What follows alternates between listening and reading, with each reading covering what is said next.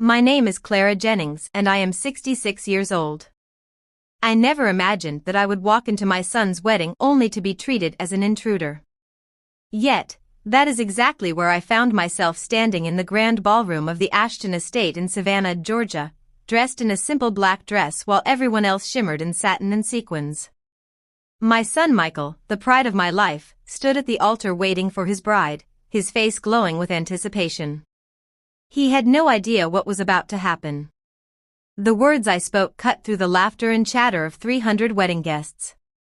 They turned in unison, eyes wide, forks clinking against fine china as silence swallowed the room. I could feel the tension rising like a storm pressing against the windows. For many of those people, I was the villain.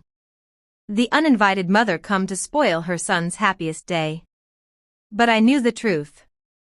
I knew this day would be remembered not for love and vows, but for the unmasking of a dangerous deception. Standing there, I forced myself to breathe slowly, to hold my chin high, even as my heart pounded so hard I thought the pearls around my neck would rattle. I remembered every sacrifice, every long night working 2 jobs to raise Michael after his father passed away. Every dream I had of watching him build a life of honesty and happiness. And I knew in that moment that if I had to bear the shame of disrupting this grand celebration to save my son from ruin, then so be it. As the bride turned her head, her face painted in perfect makeup and a veil flowing like ivory smoke, I watched the color drain from her cheeks. She recognized the man who had just stepped forward behind me. And in that instant, her perfect world began to crumble. Long before that shocking day at the Ashton estate, my story had been one of endurance. I became a widow at the age of 32 when my husband Daniel was taken from us in a tragic car accident. At the time, Michael was only 8 years old, full of questions about why his father would never walk through the door again. I had no answers, only the ache of grief and the fierce determination to carry on. Those early years were a blur of long shifts and empty nights. I worked at the local library during the day and cleaned offices in the evening just to keep the lights on and food on the table. I remember coming home past midnight, my hands raw from scrubbing, only to find Michael asleep at the kitchen table with his homework spread out around him. He would always wait for me, even if he had to fight off sleep. In those quiet moments, I promised myself that all the sacrifices would be worth it if they meant he could live a life of opportunity. Michael grew into a young man I was deeply proud of. He excelled in school, went on to study engineering, and built a career that carried him far beyond the small town where he was born. Yet, no matter how far he traveled, he never stopped calling me every Sunday, asking about my week and making sure I was okay. He was my anchor and I was his. We had survived so much together that I believed nothing could ever come between us. That belief was what made the events leading up to his wedding so unbearable. When he introduced me to Olivia Bennett, I wanted so badly to trust his judgment, to welcome her into our family as the daughter I never had.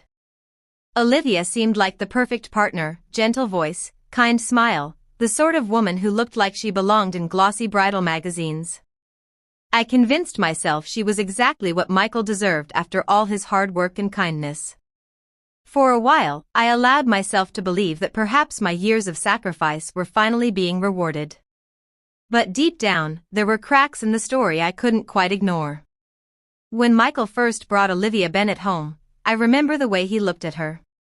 His eyes sparkled with the kind of hope I had not seen since he was a boy opening gifts on Christmas morning. Olivia carried herself with an elegance that drew everyone in.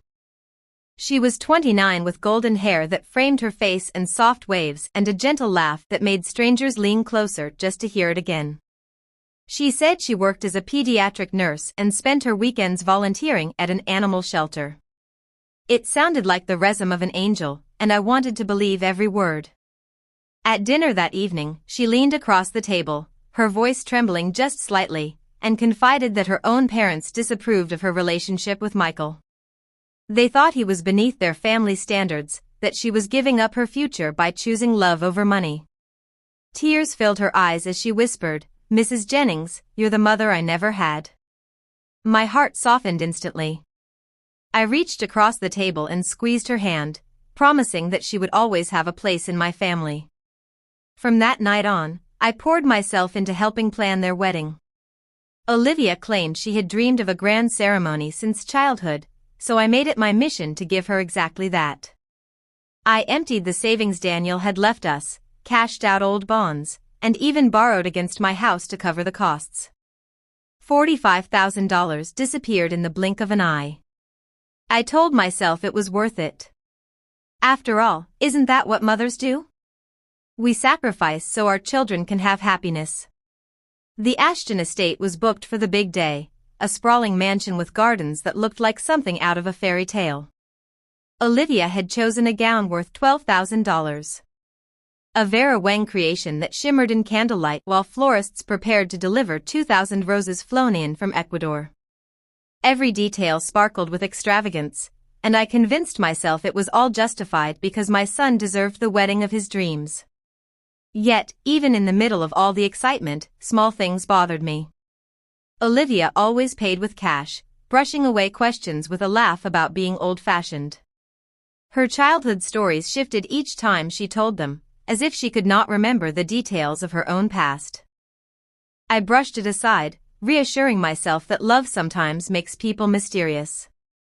But in the quiet hours of night, doubt sat heavy on my chest, whispering that something about Olivia Bennet was not what it seemed.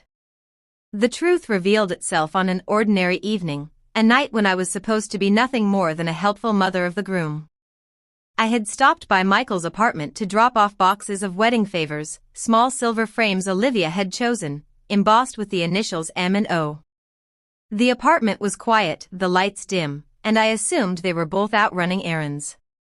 I let myself in with the spare key Michael had given me, humming softly as I set the boxes down in the living room. That was when I heard Olivia's voice, low and sharp, drifting from the bedroom. I froze. Something in her tone was not the gentle sweetness she usually displayed. It was colder, calculated, a voice that did not belong to the woman who had called me the mother she never had. My heart quickened as I leaned against the hallway wall, straining to hear every word.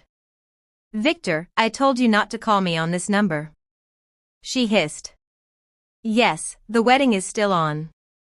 "No, Michael doesn't suspect a thing. Once we're married, I'll have access to his accounts. We agreed on 30%. Don't try to change the deal now." The blood drained from my face. My hands trembled as I covered my mouth, desperate to stop the gasp rising in my throat. She was talking about my son, my Michael, as though he were nothing more than a mark in one of her schemes. And worse, she spoke of me. "The old woman has already given us more than 40 grand, she whispered, her words slicing through the air. "She'll probably hand over more for a down payment on the house after the wedding. This one could be worth 200,000, maybe more." I pressed myself tighter against the wall, my palms slick with sweat, the world tilted, the hallway swaying around me. My own generosity, the sacrifices I had made, were now weapons in her hands. My son, the boy I had raised with love and hope, was prey in her cruel game. I crept backward, every step careful, until I reached the front door. I managed to leave without making a sound. But by the time I reached my car, the weight of what I had heard crushed me. I pulled over just 3 blocks away, clutching the steering wheel, gasping for air as tears blurred my vision. For nearly an hour, I sat there trembling and broken. Yet somewhere in the storm of fear and heartbreak, a new feeling began to rise. Resolve. If Olivia Bennet thought she could destroy my son and strip us of everything, she had chosen the wrong family. I would not be silent. I would not be powerless. I would fight. The next morning, after a sleepless night filled with restless pacing, I made a decision that would change everything. I knew my suspicions were not enough. Michael was blinded by love, and my word alone would never be enough to convince him.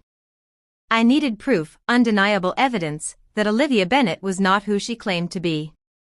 With shaking hands, I sat down at my kitchen table and typed words I never imagined myself searching. Private Investigator Savannah Giorgio.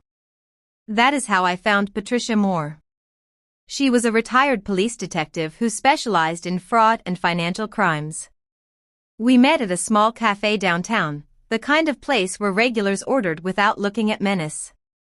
Patricia was sharp, no nonsense, with eyes that studied me carefully as I explained everything I had overheard. When I finished, she folded her hands and leaned forward.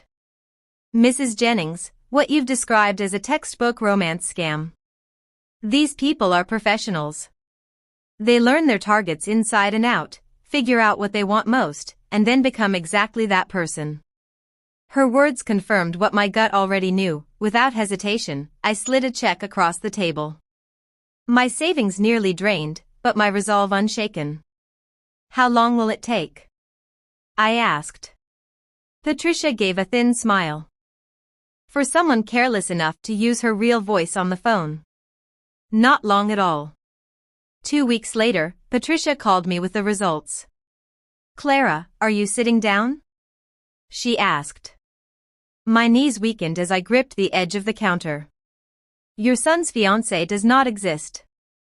Olivia Bennett is an alias. Her real name is Samantha Reed. She's 29, originally from Tampa, and she has been arrested 3 times for fraud. She has a long history of working with partners, usually men, and one name keeps coming up, Victor Cruz." The name jolted me. This was the man she had been speaking to on the phone. Patricia went on to explain that Samantha and Victor had once been romantically involved until she scammed him out of $15,000 and disappeared. He had been searching for her ever since. A strange calm settled over me as Patricia's words sank in. For weeks, I had been paralyzed by fear and grief. But now I had a weapon. Truth. "Can you find him?" I asked. Patricia hesitated. "You mean Victor Cruz?" "Yes, but Clara, what are you planning?" My voice was steady when I replied. "If he has been chasing her for years, I imagine he'd be very interested in attending her wedding." That night, I dialed the number Patricia provided. My heart pounded as a man's voice answered. "This is Victor." I drew in a deep breath. "Mr. Cruz. My name is Clara Jennings. You once knew her as Samantha Reed. She's about to marry my son in 9 days." Silence followed, heavy and dangerous, before he finally spoke. "Tell me everything." The morning of the wedding arrived gray and heavy, clouds pressing low over Savannah, as if the heavens themselves knew the storm that was about to break. I had not slept more than a few hours in the past week. Every moment had been spent preparing, rehearsing what I would say and coordinating with Victor Cruz. He had agreed almost eagerly to confront Samantha Reed Olivia Bennett in the most public way possible. He wanted closure. I wanted justice. Together, we were about to deliver both. The Ashton estate looked like something out of a magazine spread. 2,000 white roses lined the grand entryway. Strings of violins floated through the air. Guests in glittering gowns and crisp tuxedos filled the chapel, murmuring with excitement about the society wedding of the season. Michael stood at the altar, his face glowing with love and pride. He had no idea he was seconds away from heartbreak. I slipped in quietly through the garden entrance, a route I knew well from earlier planning sessions. No one noticed the older woman in a modest black dress making her way to the back of the chapel. From my hidden position behind a marble column, I could see everything. The minister shuffling notes, the photographer adjusting lenses, and most of all my son smiling as though the world finally made sense. My heart ached. In just moments, I would break that smile, but I reminded myself that sometimes love means being willing to wound in order to protect. The organ swelled, and every guest rose to their feet. "Olivia, no." Samantha appeared at the doorway, framed by candlelight. She was radiant in her $12,000 gown, the pearl necklace around her throat gleaming with cruel irony.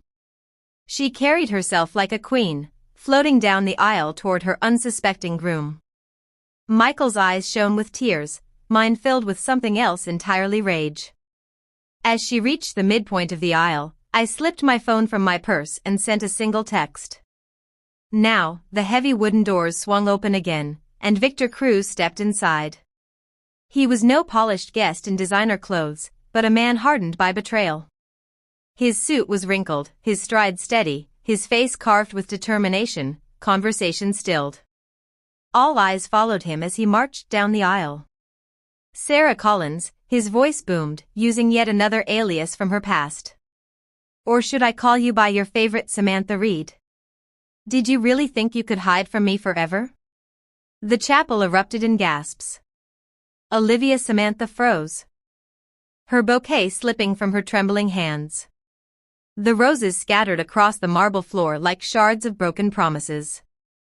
Michael stepped forward, confusion and alarm clouding his features. Sir, you must be mistaken. This is Olivia Bennett, my fiancée. Victor barked a bitter laugh. Is that what she told you? I know her better than anyone. I was her partner until she stole $15,000 and left me for dead. She's a con artist and she's about to ruin you. Samantha's mask cracked. Her perfect smile faltered and her eyes darted wildly. Michael, don't listen to him. He's delusional. He's obsessed with me. Please believe me. Her voice wavered. No longer the flawless performance she had perfected. Murmurs spread through the crowd. Phones lifted discreetly as guests began recording. Victor pulled out a folder thick with documents. Here are the photos, the police records, the arrest warrants. She has been arrested 3 times for fraud. She is not a nurse. She is not who she says she is. And if you need more proof, I have recordings. He held up his phone. Samantha's own voice filled the chapel, sneering cold. The old woman has already given us more than 40 grand. The son is just a mama's boy. Once I marry him, the accounts are mine. Michael's face crumbled. His gaze flickered from the phone to the woman he thought he loved. Color drained from his cheeks as realization set in. Samantha dropped her veil, desperation clawing at her voice. It's not true. He's twisting my words. Michael, you know me. You know I love you. But her pleas fell flat against the tidal wave of truth crashing through the room. The final blow came as the chapel doors opened once more. 2 men in dark suits strode in. Badges raised. Samantha Reid 1 announced, "You are under arrest for fraud, identity theft, and federal banking violations." Gasps turned into a frenzy as the bride was handcuffed in her $12,000 gown, led down the aisle not as a wife but as a criminal. Guests whispered furiously. Their cameras flashing, capturing history being rewritten before their very eyes. My son's wedding had become her downfall, and the entire world was there to see it. The chapel was silent after the doors closed behind the federal agents. For a moment, it felt as though time itself had stopped. 300 guests sat frozen in their seats, unsure whether to stand, leave, or speak. The minister remained at the altar, clutching his notes with a pale face, clearly unprepared for such a turn of events. The wedding that had been promised as a fairy tale had dissolved into something unthinkable. Michael still stood at the front, his tuxedo immaculate, but his world shattered. He stared at the doors where Olivia had been dragged away, the confusion and betrayal plain on his face. My heart ached to go to him, to wrap my arms around him as I had when he was a boy, and comfort him. But I knew this was a pain he had to face himself. Some lessons, even the most painful ones, must be learned in silence. Around us, guests began to murmur again, whispers filled the air. Words like fraud, scam, unbelievable circling through the pews. Some shook their heads in sympathy for Michael. Others exchanged knowing glances as if relieved that they had trusted their own suspicions about the too-perfect bride. A few had already pulled out their phones broadcasting the disaster to friends and family outside the estate. By evening I knew the story would be everywhere. And yet in the midst of the humiliation and the heartbreak, I felt something else. A sense of relief. The truth was out. My son was safe. He might hate me for the way I had revealed it. For the public spectacle of it all, but at least he had been spared a life built on lies. When Michael finally turned, his eyes found mine. There was no anger there, only raw devastation, as if he were a man who had been both broken and freed in the same breath. I straightened my shoulders, ready for the confrontation I knew was coming. I had saved him from a predator, but now I had to face the harder task, helping him piece together what remained of his heart. After the chaos slowly ebbed and the guests drifted toward the reception hall in uneasy clusters, Michael finally approached me. The weight of the moment pressed down on his shoulders, his steps heavy, his eyes red but resolute. He stopped just a few feet away, searching my face as if looking for something solid to hold on to. "Mom," he said quietly, his voice. "I don't even know what to say." I took a careful breath. "Then don't. You don't owe me words right now." But he shook his head, a bitter laugh escaping his lips. "I do because I didn't believe you. I thought you were jealous or controlling or afraid of losing me. And all this time you were protecting me." I reached out, brushing invisible lint from his lapel the way I had done since he was a boy. And said softly, "You weren't wrong to trust, Michael. Wanting to believe in someone is a weakness. It's human. Love makes us hope even when the truth is painful." His eyes filled with tears. "She called you.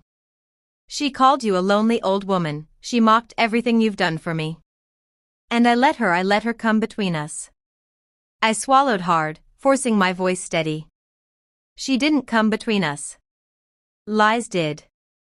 And lies always fall apart in the end." I unclasped the pearl necklace from around his fiancée's throat. The one that had been in our family for 4 generations. Pressing it into his palm, I whispered, "These belong to the woman you'll marry one day. The one worthy of you. The one who loves you without schemes or conditions." He closed his hand around the pearls as if they were the last piece of faith he had left. "I'm so sorry, Mom, for doubting you, for almost choosing her over you." I pulled him into my arms, holding him tightly. "You don't need to apologize. You only need to heal. And when the time is right, you'll love again, this time with clear eyes." For the first time that day, his shoulders relaxed. And I felt him breathe against me.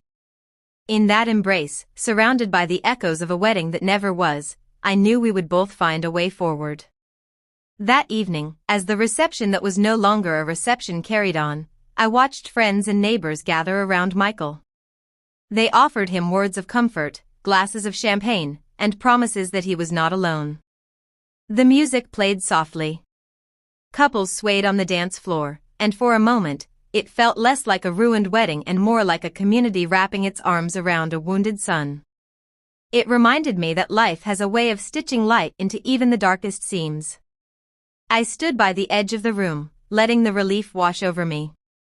My son had been spared a lifetime of lies, even if it came at the cost of a broken heart. The lesson was painful, but necessary. Love without honesty is not love at all. Trust is not blind. It must be tested. And sometimes it must be protected by those who love us most. As Michael joined me, pearls still in his pocket, he whispered, "You saved me, Mom." I squeezed his hand and answered simply, "I only gave you the truth. What you do with it is yours to decide." His nod was small but sure, and I knew he would carry that truth with him long after the music faded. So, if there is one thing I have learned, it is this. Sometimes the most beautiful weddings are the ones that never happen, because they save us from lives we were never meant to live. If this story has touched you, I invite you to share it. Leave a comment, tell us where you are listening from, and let others know that truth, though painful, is always worth revealing.